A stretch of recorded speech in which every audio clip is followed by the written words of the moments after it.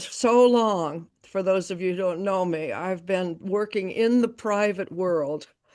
Um, and so very long that all of this digital and coming out and everything, if you saw my office, you know that everything's on paper and it's physical. So this is new for me. I'm not a tech, although I'm learning about what it takes. Um, for me, this is a new adventure.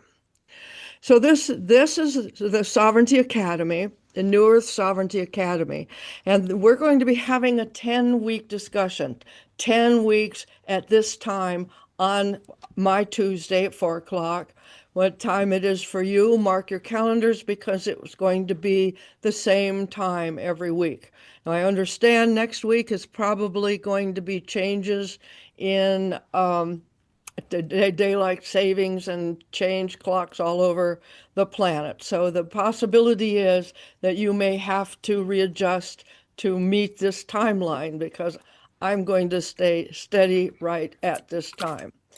Um, so let's see. So is that full screen, Louis? Yeah, Louis? should be. Okay, good.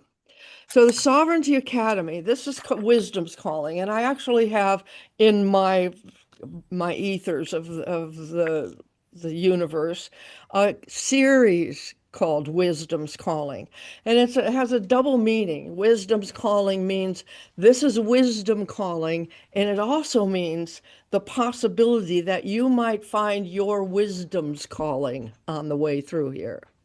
And this is the first in the series called The Blessings of Liberty. Okay, next slide.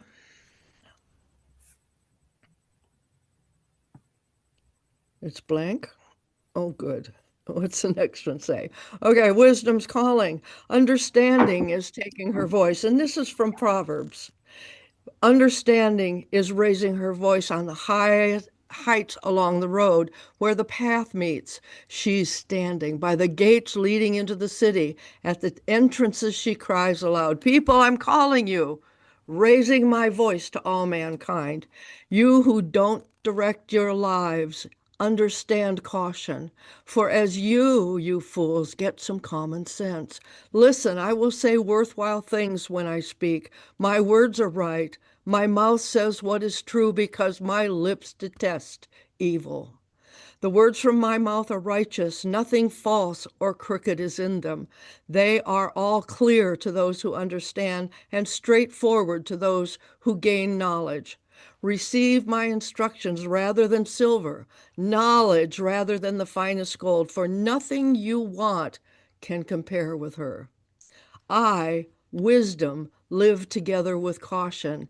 I attain knowledge and discretion. So that's what we're looking at. This is really the divine wisdom calling us to our own internal wisdom. Next slide, Louis.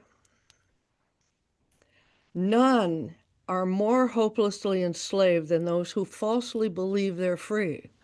We see like for me in the 60s in my teenage years, I came out of like all teenagers who think, wow, now we've learned everything, we can run out into the world and we know it all. And I was dancing around singing, I ain't gonna study war no more, like all the good peaceful people on the planet. And just love and rebellion and community and all that was really rampant. And what I didn't realize in my naivete that I had absolutely no idea what freedom was or the degree to which I was free or not. And there were some things that happened in my life, like being at Kent State University when all that happened, and understanding that the teenagers, the young people at that time were absolutely shocked. It was what I call our first big culture shock. that shock. And we'll see why, you'll see as we get into the study of this why I say that. That was my first big culture shock, that the National Guard would come and stand and actually shoot students that were doing nothing more than saying they objected to certain provisions of governmental influence. So that was my culture shock.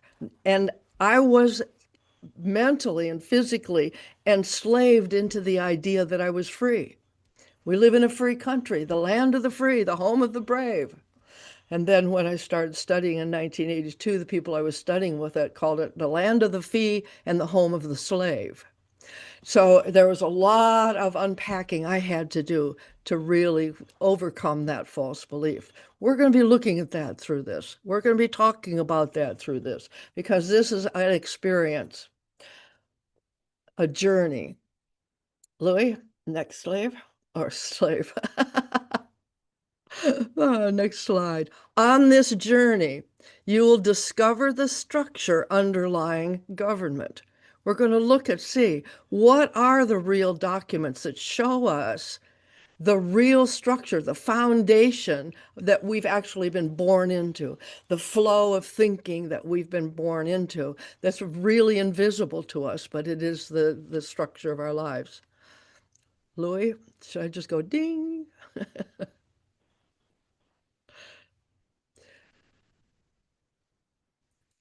You'll examine your beliefs about government authority.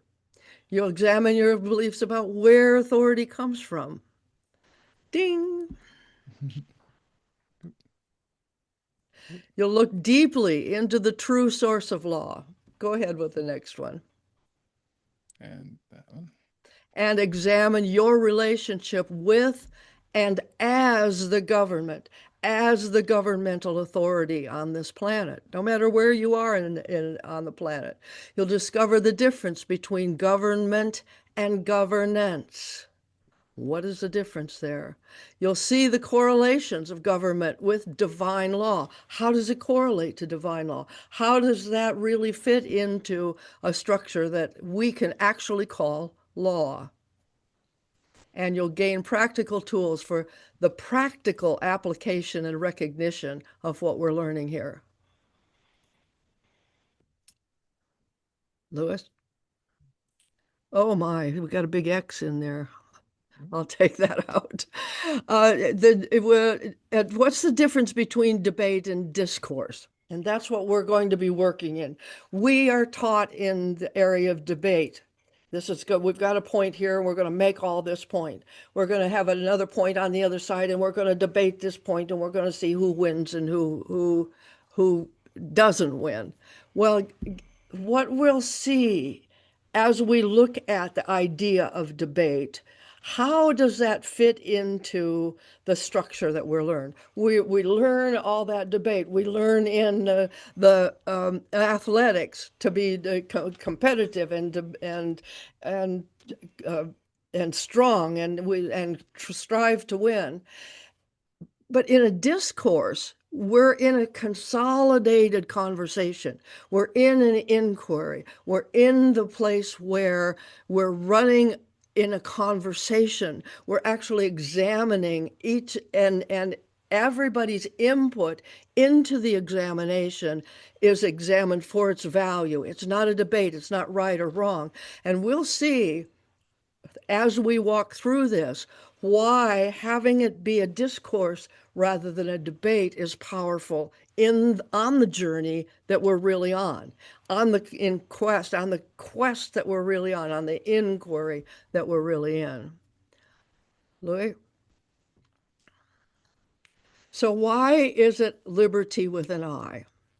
Do you see that in the Roman law, freedom, free men, the condition of those who, having been slaves, had been made free? So in the Black's Law Dictionary, and I thought I had a slide in there for that, but it's not here. But in the Black's Law Dictionary, I actually have a picture of the page and a half of the definitions of liberty. There's liberty over here, and liberty defined there, and liberty here. So anything that has all of those definitions of liberty is ambiguous. What liberty are we talking about? If I say liberty, are you thinking this liberty over here or this definition or some definition that isn't even in the Black's Law Dictionary or isn't even in a dictionary itself? It's a concept you have of freedom and liberty. So the reason I call it liberty with an I is because you see it has one meaning. One meaning, the condition of those who, having been slaves, had been made free. First, we're going to see how it is we got the shackles of slavery, and then we're going to see how to the key to releasing those shackles. Louis?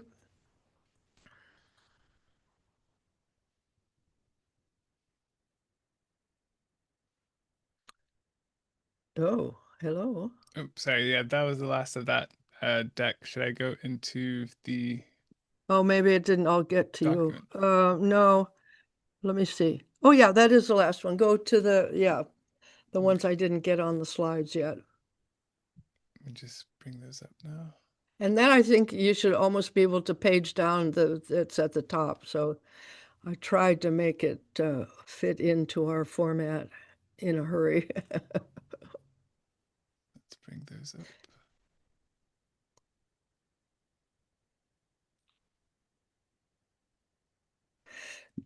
So while we're going to be bringing, and you probably saw in the list of on that's the Black's Law Dictionary. Okay, you see the number of definitions of liberty with a Y. You don't need to actually read it. All you need to do is see that it doesn't have a single definition. And that's why we're going to be looking in that definition.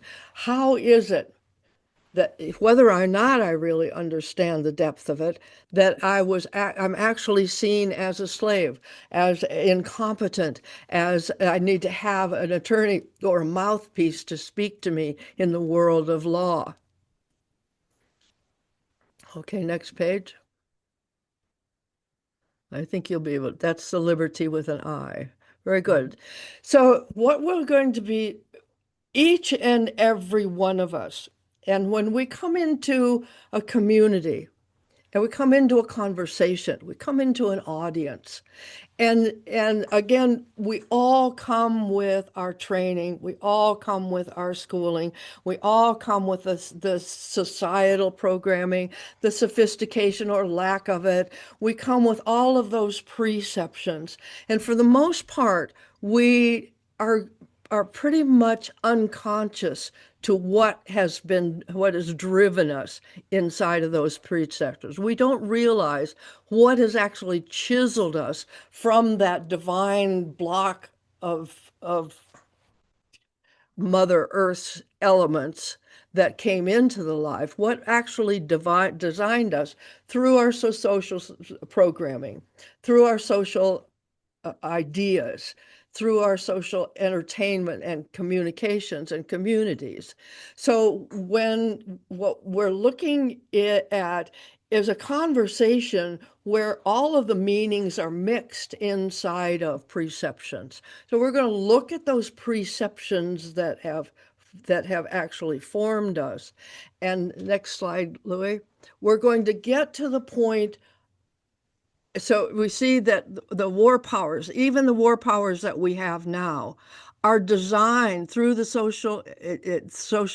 the executive service, the IRS, the CIA, our schooling, all these things that we've known that would have been really the energy and the fuel of the molding of our thinking, the molding of our perception. And we see it playing out big time right now in our social structure. All of this pre-programming is the energy that actually the roots of law of energy, the roots of power, the source that provides the tree of war powers rather than the tree of peace and life that we were looking for. So we're going to dig deeply into those roots. We're going to look and see what those roots have and what and possibly change the energy that feeds the tree of war powers to bring a different manifestation of the fruit. Okay, Louis? Conception. So we've got preception, and we've got conception. What is conception? Well, they in the 60s there's this book that came out for the people who were expanding their thinking. It was called Be Here Now. It's really about being here now. It's really about conception. Is that moment of being in the now that provides for creativity, that provides for all of the appreciation of the preceptions that we've got, but and loosens and dissolves the limits of those preceptions. Uh, Anybody who's an artist, anybody who's a writer, anybody who has those moments where you go into something and something's created from there. It's everything, nothing. And in the moment, it's created. I mean, you may have done a lot of thinking about it, studying about it, researching about it, finding out what the history says about it, looking into, talking to your neighbors about it, asking your friends. But the moment you sit down, you're here now in that creative moment. So we're going to include all of the stuff that's designed us to get to this moment and then look deeply, moment by moment, while we're going through this journey. And in that moment, some of the biggest, the most important part of all of the reading and the stuff that we're going to be doing is what I will be asking you to do. I will be asking you to be your own quantum observer while we're going through this process. Every now moment, you're a quantum observer, and to observe yourself through this study, through this journey. We're going to be living the program. We're going to be living into the inquiry. No matter whether you can come every week, no matter whether you can come and just be there during the moments that you can have recording, and sometimes you can be here and sometimes not. It's all part of the process. And however you engage on this journey is your perfection. And we'll see that because when you're in the moment, when you're living the program, your whole life is the program. Okay, Louis? Then we can get to perception, a new design. We can manifest a new earth. We can manifest a new vision, and we can be aligned in that vision, like we did on the question and answer for the Tanasi town hall meeting. Somebody was saying, and in 36 minutes, you can manifest anything fully in focused 36 minutes. And people were saying, well, I can only, I was distracted within 10, I was stuck at 36 seconds, excuse me. And so a concerted focus for 36 seconds sometimes is unbelievably hard for people. But when we focus, when we are clear about our design, and we have that ability unlimited to get to that creative conception moment, the new design can emerge without the limitations of all of our constraints. So we're going to manifest vision, and we can reinvent ourselves, which I did during this process. We can practice forgiveness of ourselves and others. We come to the point where repentance. And I had a friend who every morning she'd call me maybe 4 times a day, and she said, "Well, this morning I said a prayer for repentance, and I did this." I said, and so I had a confusion. I said, "Well, what is repentance?" And so I did a study, and it said, "Well, repentance is realizing that you've done something that is not in your highest good or something that is considered negative, and you don't do it anymore." You stop doing it because you see that it's destructive to you or others, or that it isn't in your best interest. And so my question to her was, why do you have to repent every morning? What did you see today? And she was really confused because I asked her that question about repentance.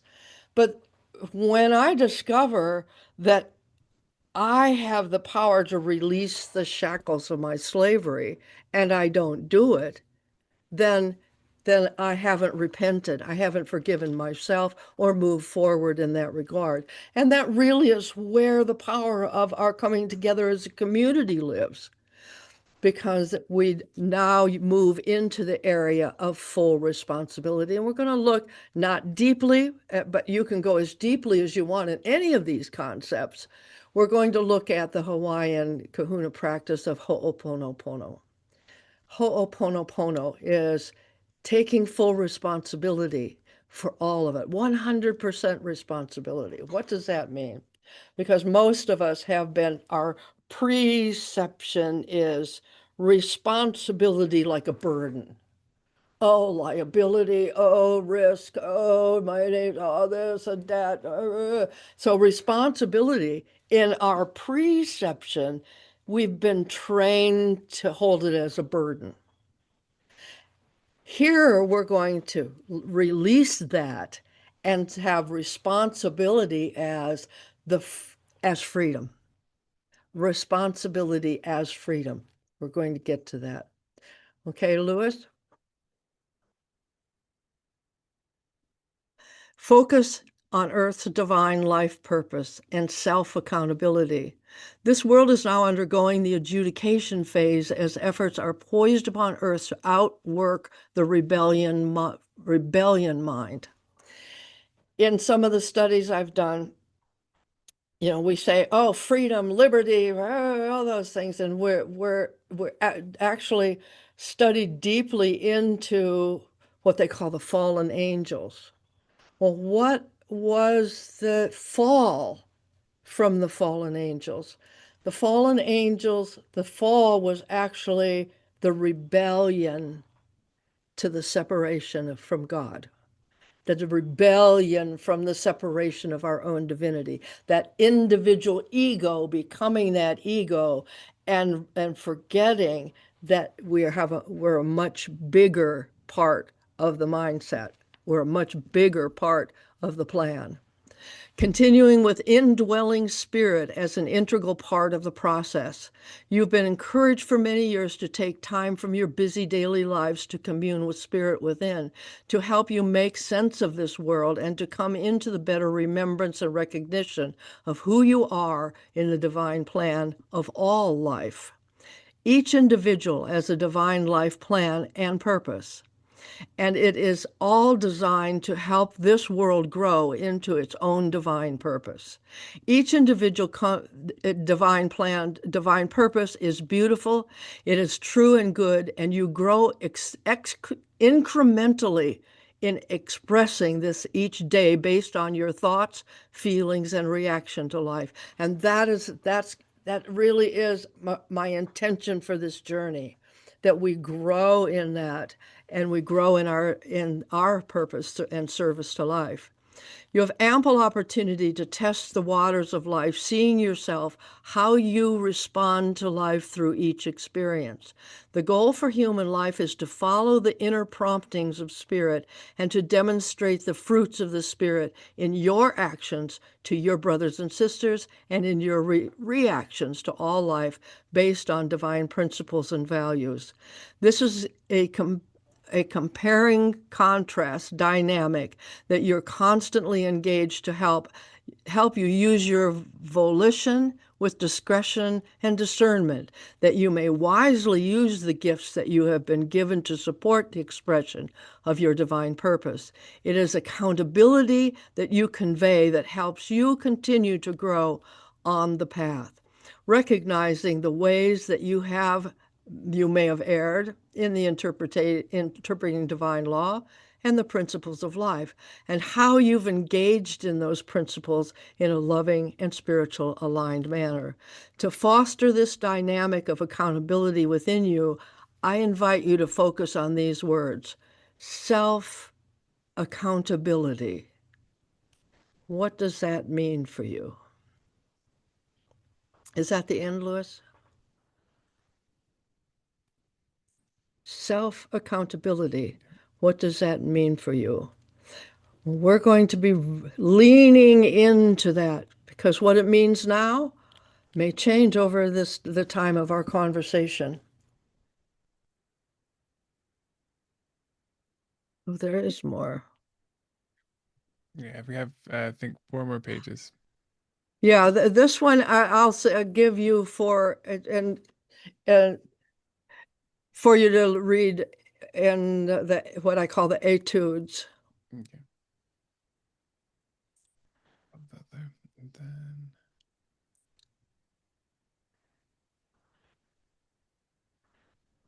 Oh, one of the things, and and this is in here because I have to tell you a story about this. My daughter Megan, from the time she was homeschooling, and she was just a brilliant, brilliant mathematician. She had in her class at the time, she was the top mathematician in the United States from her from and had scholarships. And she chose to work with me, and we built courses called Constitution 101 and America's Sacred Trust and various other things. Well, uh, while I was deciding after she died, while I was trying to decide what to do with my life because I was very much devastated. She was my right arm. The people I worked with called her radar because she knew what I wanted before I could even ask her for it. And and when she died, I didn't know if I was even going to continue in any of the work I was doing. It was pretty devastating for me. And as I thought about this and somebody asked me to prepare this, I was going through files and I found this little letter that she had written to me. It's easier to see yourself as one. And I bring this because I want you to see not only am I willing to be vulnerable here with this community, that this is a safe space for us to experience everything, including our own vulnerability. It's easier to see yourself as one insignificant among the many than to see yourself as one with the power and capacity to change the world. Choose the road less traveled by. And so when I found this note in the files of the Blessings of Liberty, I knew I had to keep saying it. I had to keep coming out. I had to keep saying this.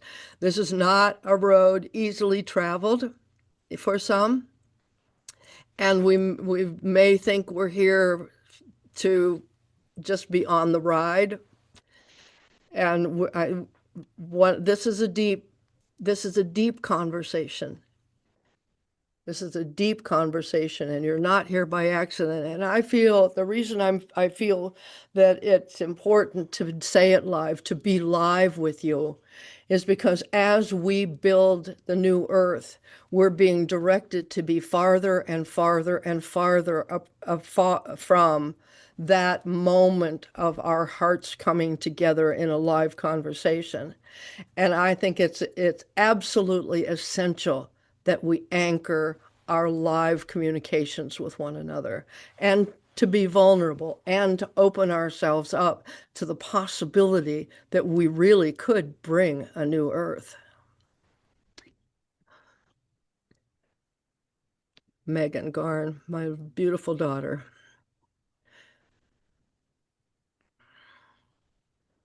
If I hadn't found that, we might not be here today. So, who is the cosmic warrior? Who is the cosmic warrior? It's different for the cosmic warrior. We may have been steeped in saying the same peace and love ideology of passivity, and we might emotionally wish for it, but the cosmic warrior doesn't go for it, doesn't want war, and doesn't want peace. The cosmic warrior wants truth, all the truth that comes down or can come down or ever be found.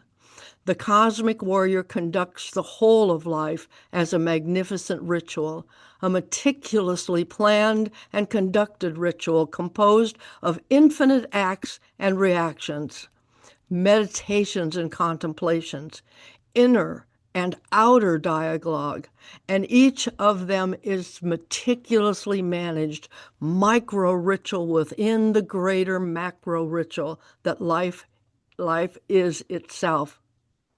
And to the true warrior, victory is the only acceptable conclusion, and no battles are lost upon the she or he who will do or be anything, die or try anything, break or live anything, take or give anything for victory.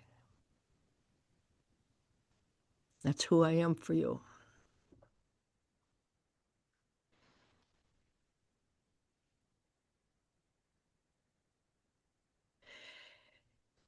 Typically, in the preceptions of our thinking, when we're studying something, somebody who is the Sherpa on going to the summit of mastery typically gives what they call homework.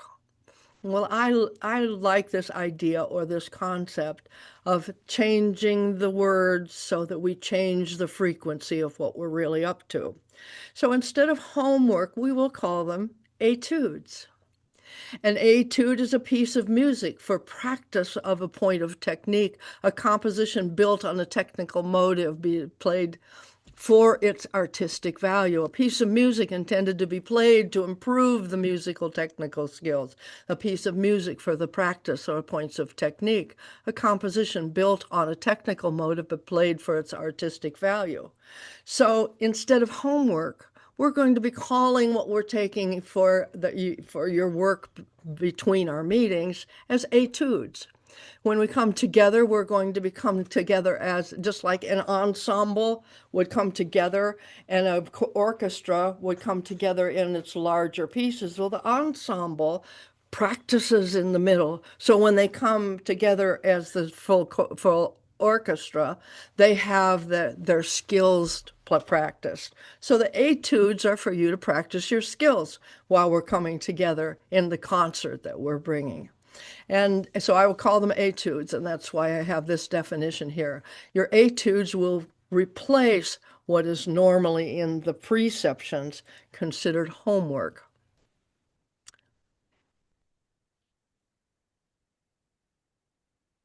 So your etude for next week, and there's these paperwork is in, you have access to the course, you'll have access to this.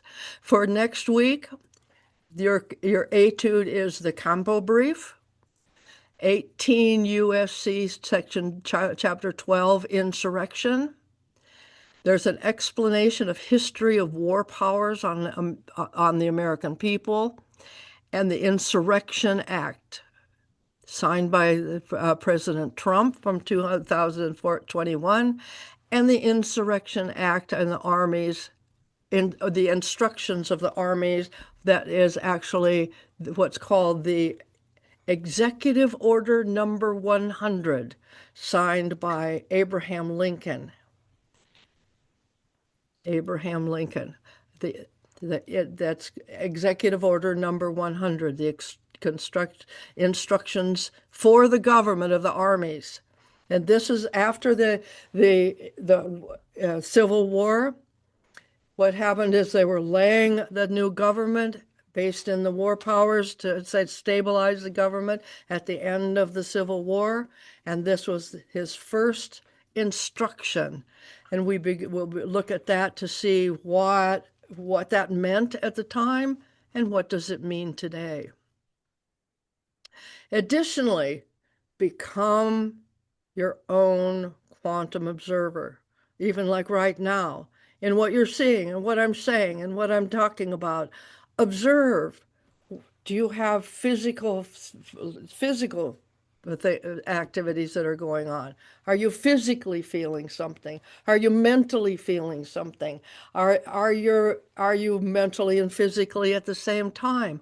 What opinions, what concerns, what are you seeing that you're experiencing, even in this first conversation that we're having, this first discourse, because we're going to be looking at the vibrations of your emotions, the vibrations that you are. And I fully consider that your observations of your journey through here are more important than what we'll be actually looking at in the physical properties of the etudes. I think that's it, Louis. So Yep. now we'll have some questions inside of all that.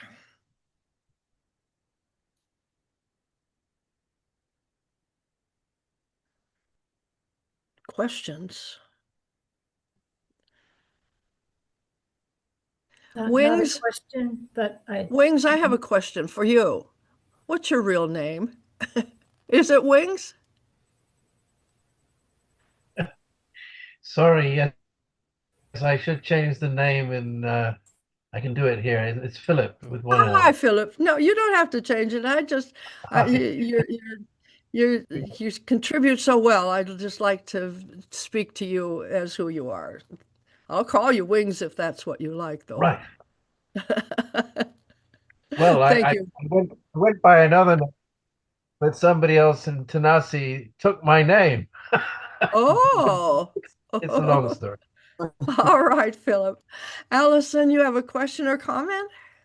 Yes, I do. And look, really appreciate you putting this on us, Jan. You know, we've spoken about it for ages, and I'm very excited to be here. So, what I wanted to sort of say, I guess, was I got the opportunity to read through some of the documentation attached to the course of what you've just mentioned. And it was interesting to read the Surrection Act and then a couple of other things. And then I got to the explanation and history of war powers on the American people. And when I read about the Constitution, I began to look at what's happened here in Australia. And, you know, I've got a couple of colleagues on from our members of our organisation in here as well. And it suddenly clicked as I was reading the Constitution and then, you know, certainly into the Civil War on that documentation, that Australia had the Imperial Constitution in 1900. It was assented in 1901. And there was a real push to change and amend that, but it couldn't be changed unless there were referendums. There were quite a few proposals put through to referendums by the powers that be, and they didn't get up because the people had to pass them. So it's just clicked when I've read this morning. So it's very exactly what's happened in the US has also been imposed on Australia in the same way.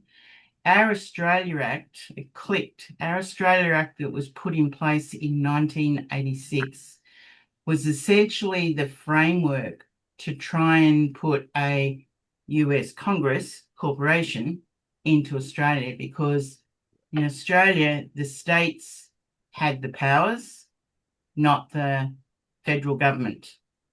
And what I can see in this, so I'm really appreciative to do this because it's helping us do what we're doing here in Australia and understand it more, that the Australia Act was the beginning of the usurping of Australia and was in the lead up to ASIC, which is an arm of the SEC, being implemented in 1999. So effectively, Australia is in a dictatorial government now, Yes, indeed. and Yes, it's indeed. really And clicked. I have done not, I wouldn't say a lot, but I have done some research into Australia. I have found the same in Australia. There is a War Powers Act. I think I have that in my research, and there's a very close parallel to what us happened in Australia, what happened in Canada, to the empire building that any of the commonwealths have entertained, or any of the countries that have been basically overthrown by war powers. Any place Mm. where there's been conquest or war or reconstruction, and we're going to see as we study more about Abraham Lincoln why the war and the value that the powers that be get from war is in the contracts for reconstruction. So we're going to be looking into that. Now, why would we want to study war? Why would we want to look at that? And we're talking about freedom. We're talking about getting limitations. Why do we want to talk about the war powers? We're also going to look at what does 4,000 years ago a guy named Sun Tzu wrote a book called The Art of War, and what does he say in there about why? And like I said before, I'm running around saying I am going to study no more. But until I found The Art of War, I didn't realize why the study of war gave me power, Yeah. gave me a new perception. And then I could see the war powers in every nation. We're going to be walking meticulously through how it was laid in the US, but I will tell you, it's the same model in every country I've looked so far. It's blown away with just this morning, because we in our public school system, which most of us, well, I mean, I went to a Catholic school, but the school system that's been overtaken to essentially the school curriculum of what the government wants children to learn. And I recollect that, we weren't really taught about history. Sure, we sort of learnt about the wars, but what we've been taught and is in our curriculum, that Australia started when Captain Cook sailed into Botany Bay. What they have left out of history is the 300 wars that British had over the Indigenous that lived in our nation. Those wars are actually called the Forgotten Wars. And because of my, coming down the path and certainly working with you, Master Anne, for the last few years, it's taken me into working with Indigenous people who I guess they've certainly worked that their companies, the country's been overtaken. I mean, I now question Australia Day because, and it was in one of the wars. So this is the thinking that you've got me going with, Master Anne. Major war in Tasmania. We've been taught that Van Diemen's Land, which is renamed Tasmania, was where all of the convicts were first shipped.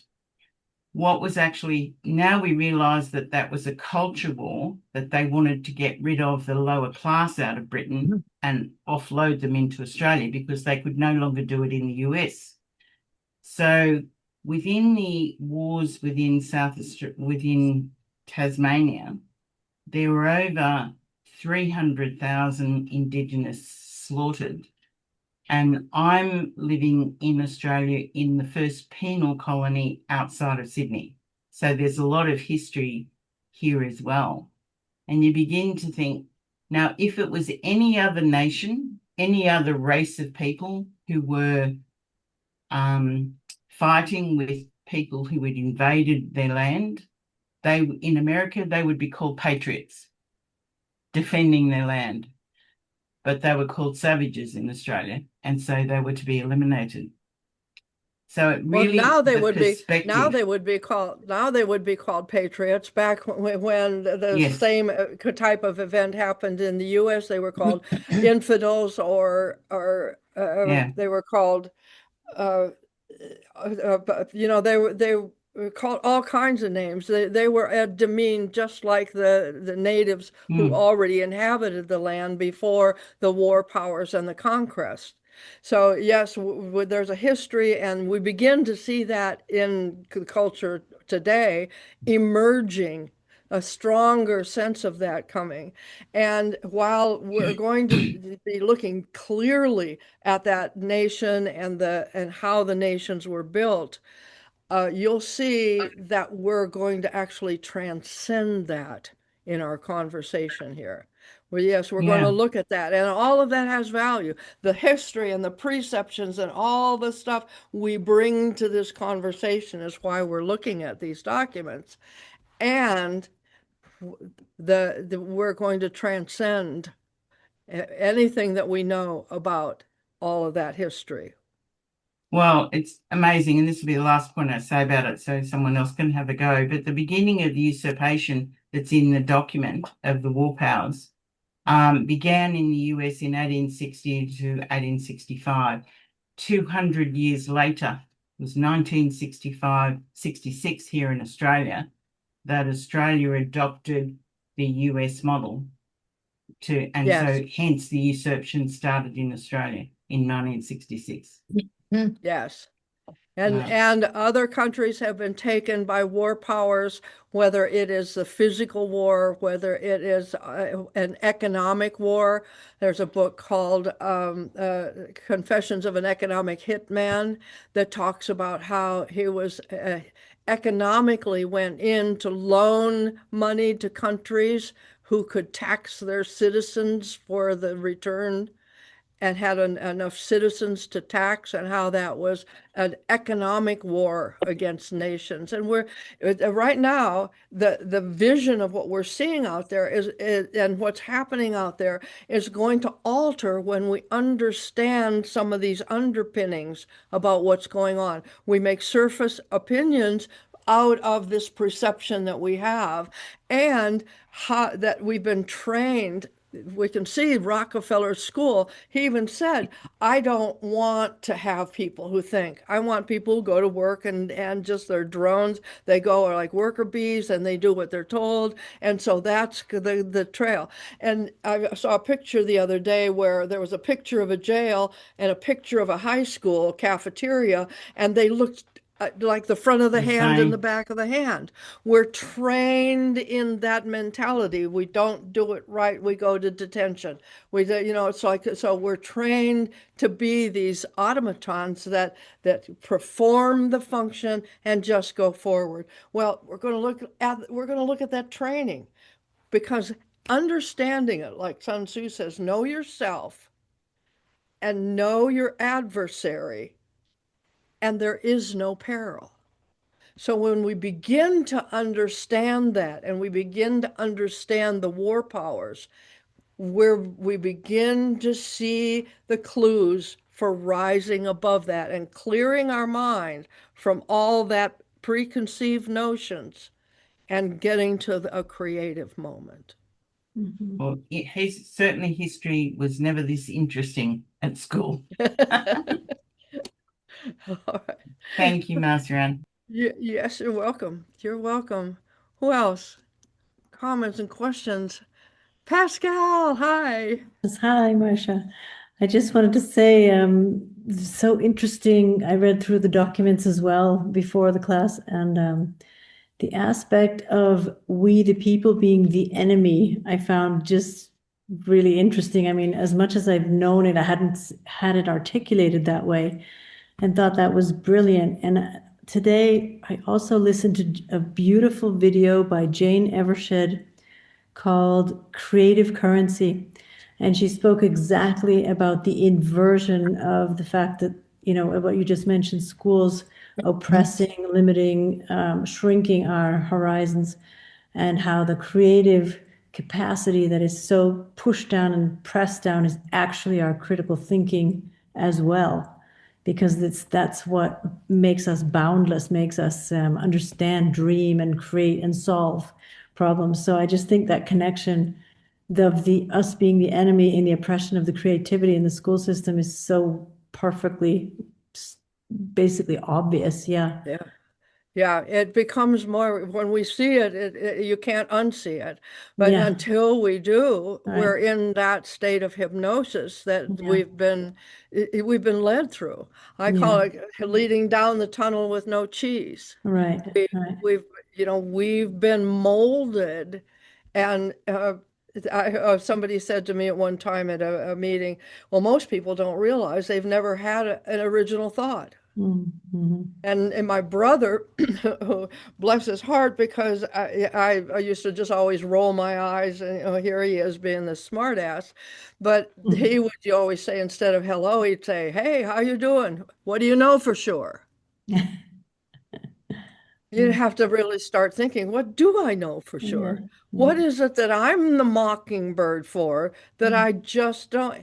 And and and I quit college after 2 years because they were going to make me take a history course. Mm. And I was so tired of hearing the same history facts over Yeah. again that I thought were totally irrelevant to my life. And I've done more reading in history since then than I could ever even imagine. I've read the statutes at large from 1860 to current in 2005.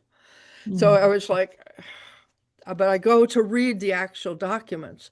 I mean, I can say I know for sure what I know, what I've read, what's in the history, what's in the actual records.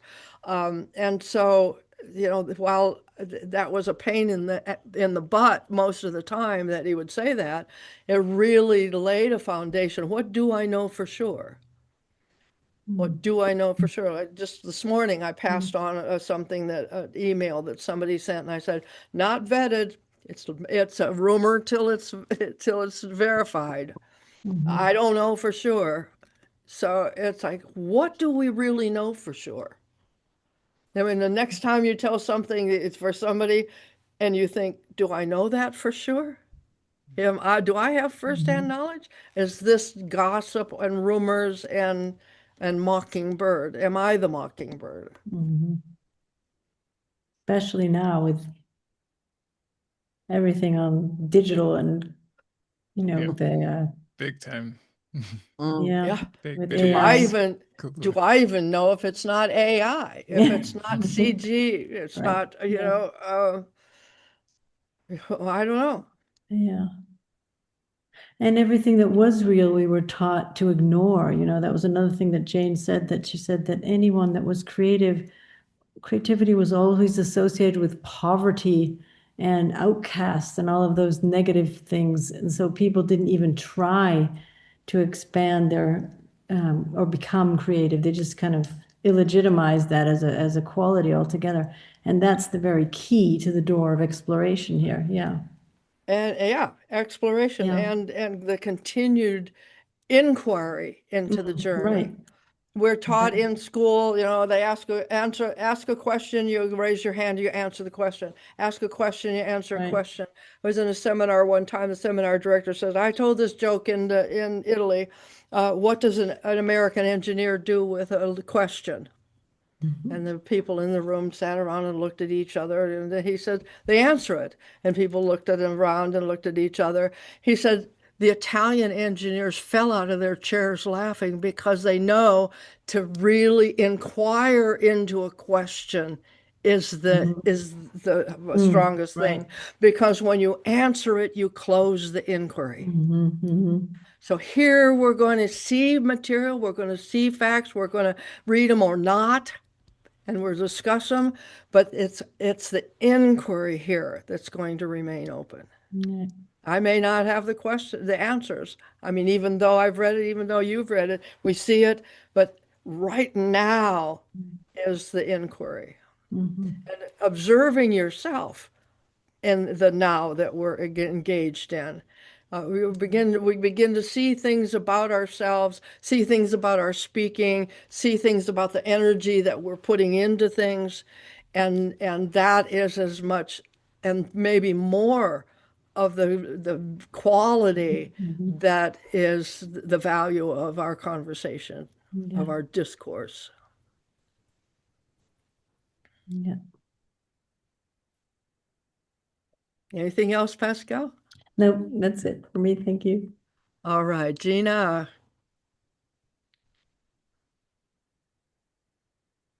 Well, I'd love to hear what you're saying. Oh, I since I had to unmute myself. Yes. I'm been sitting back and observing and feeling because I come at this and I realize I've got a great deal of gratitude for this conversation because I've realized how grateful I am for the perception I have and that I have been able to have. I didn't fall into the system. I don't not really know why. I had a near-death experience when I was 7 years old and was told to sing for world peace. And I took it to heart. And that led me on a journey that did not take me anywhere near mainstream anything.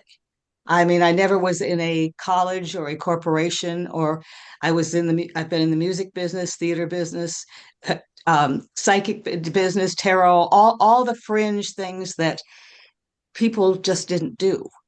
And I also grew up like you did through the 60s. And when you talked about the Kent State shootings, that was a very emotional piece for me as far as a writer and particularly a music writer. And it brought a lot of emotion back to me because of oh my God, this happened here. We're supposed to be free. And even started questioning these things when I was a teenager and even earlier, because I could see through so many things. So I'm listening as things progress through my life, and I've gotten into deeper things that I'm writing. Like I think I mentioned before, I've got two rock operas that one's finished, one's not quite, that I translate all of this through these kinds of things because that's the way I express them. But I learned at one point, it was when What the Bleep came out. Remember the movie What the Bleep? I had only learned metaphysically how things worked because I've been reading tarot cards for as long as I can remember. And that was where I got so much from. But then when I listened to What the Bleep and had Joe Dispenza, whose work I followed since then, and started to get the scientific part of this in, this gave me different language. So when I'm hearing what you're saying now from the history aspect, it's fascinating to me because I can see how these things all blend together, the creativity and the science and the history, once we can come to a place of comprehending them in a way to bring them back out to people in a way that is easier, maybe sometimes to digest than all the technical things that go on in our heads. I don't know if I'm being clear with what I'm saying, but I'm feeling really deep emotion about this and gratitude for my own journey. But yet, and I also I was in tears when you read your daughter's thing because it was similar for me. My sister passed away and she was also a songwriter. And I got all of her stuff. And I mean, it was deep. So I get that feeling. So I'm very interested to see how this course is going to go and how I'm going to experience this because of the angle I come at it with. And I'm really appreciative to all the work you've done to dig into all of this because it's amazing, it's fascinating, and everything I've seen so far I'm just really grateful for what you've done. Can't hear you. Can't hear you. We're Can't hear. going to look in and have law as the foundation for that, which most people Yes. we're taught, oh, you can't Yes. understand it, you can't think about it, you have to go talk, get a lawyer and then the law. I'll tell you, you can understand it. You are the bringers of the law. So we'll definitely get to that. I appreciate that you're here and that this is a great group already. You jump ahead for the homework. That's great. Barbara, I figured you had a cue. I first thing I thought when you said questions is I just wanted to express my appreciation and my respect and all those good things for you to present the thing and speak through with your daughter's example and do that. And I admire that and I'm very appreciative and grateful of it. I have the kind of different languaging too. While I'm coming around. Music. You mentioned Kent State. I was a junior in high school. I'm in Ohio. I was in Chillicothe. That's where I grew up. But that's like I was 2.5 hours away from that, by driving. So it was a major eruption. So you said that was your Absolutely. first big thing. The biggest thing I can remember, I always had questions. You talk about the questions. I'm the one who would ask the question. So then I go, oh, well, that's connected. Then I would follow up, follow up, follow up. And people, I'd be to the point where a teacher or whatever wouldn't call on me anymore because nobody else was asking, but I would. So my brain does. I did that. But the Kennedy assassination, I was 10 years old. And I watched it. I'm sitting watching this black and white TV, and I saw Oswald murdered in front of me as a 10-year-old, and I was just like that whole. And of course, then when Kent State has that kind of built off of that, but I really that I just said later. I just said it was like psychologically tearing of everything, the country, which was intended to be. It was an attack and all that on that level. But I don't know how organized any of that was, but I do appreciate it. The thing about the law is what draw me into this, because I want to, let's see, you need, in order to do make your choices from that point of balance in your whatever you call it, your soul, your whatever. You need to understand, okay, how am I to act? I'm here in Ohio. I need to know more about the law here, but also the other. So I thank you very much for all you've done to study Well, that thank and you. present it to us. So thank you. Well, when I decided that, well, I'm in the world and law is one of the areas I know nothing about, I better find something about it. I got the Reader's Digest condensed version of everything you need to know about law, and it was it was completely unsatisfactory. So then I decided that I was going to have to look at law from what do the spiritual books and the principles say about. And so I got a book called the Digest of Divine Law. And so I started looking at it from how is man's law? How does that compare to divine law? Is it consistent or is it inconsistent? So I started to look at a comparison of that, and I mean 35, 37 years later, I've studied way too much law and I done always way too much reading of history. I walked away from it. I mean, it was like it would just fry my brain. And just hearing legalese, I'm going, this is BS.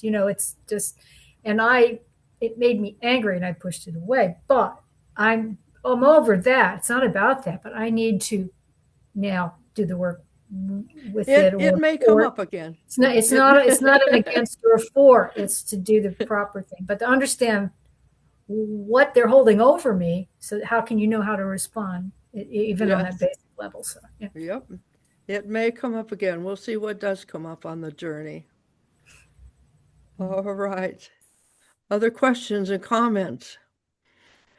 Well, you have your etudes. Practice your skills and your little ensembles and your little chambers, and we'll come together next week, and we're going to start looking at and talking through what the etudes have shown you in your mastery for each little part. Oh, is that on the page where we click to come in to hear? Is that there, the link there? Is that what we're talking about, those materials through that link? Yeah, so they'll be Where we see there, and cohort then one? and then I'll send it in an email as well, so that way Yeah. Well, I've you seen it. can access. This is all new. That navigating the site, I screwed up once with the payment. Yeah, It's no, all, so it's all taken care of. Well, life is like that. We have to, and one of the things is that no matter what's going on, I try to look for perfection in it.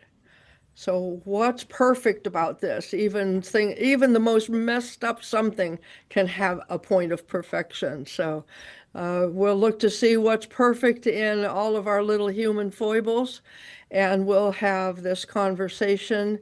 And I appreciate already the discourse that's happening. I've had groups where, like somebody, oh, I just sit back and listen. Well, this is it. This is sometimes I do call on you. Warning. Warning, warning. No, it's not. Yeah, Will it's not a Robinson. warning. But because you I'm know, just- one of the things is we've been told, oh, you can't do this, you can't do that, you're not qualified, you don't have the IQ, you don't have this. Well, let me tell you something. When I was in 10th grade, they came and said, oh, we're going to do all these tests, and then we did all the tests, and they came back with the test results, and they said, oh, you got this percentage and that, and this percentage and that, and this percentage and that. And I had absolutely no idea what that meant. But they said, oh, here's your the top occupation that you're qualified for. A chorus girl. What?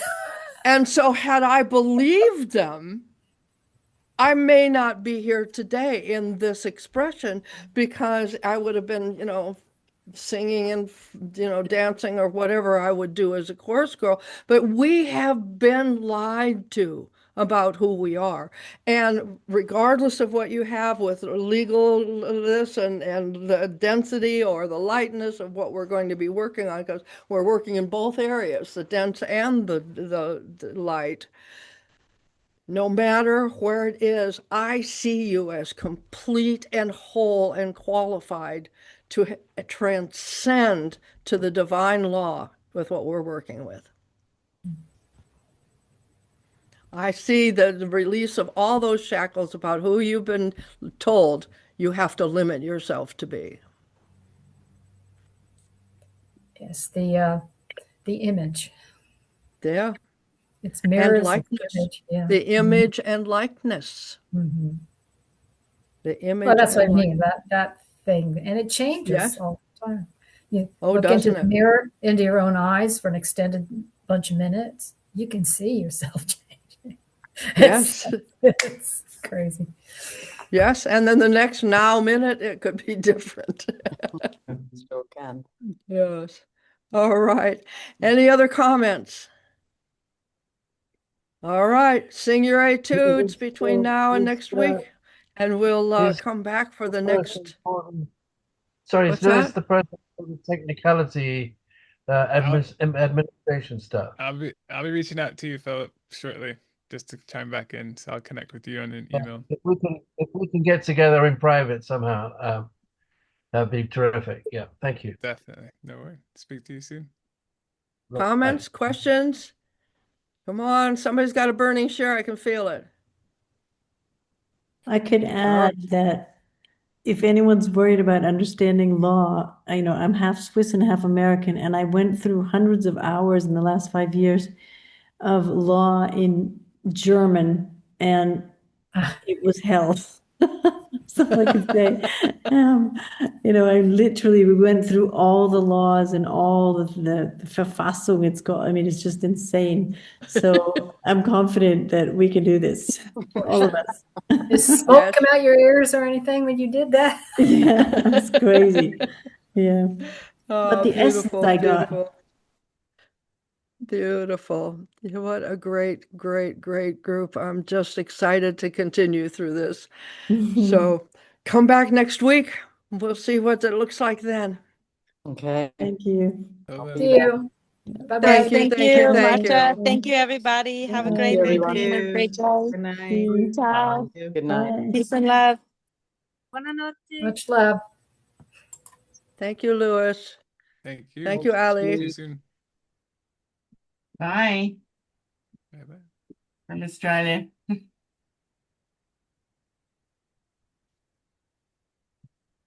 that and this one. Okay.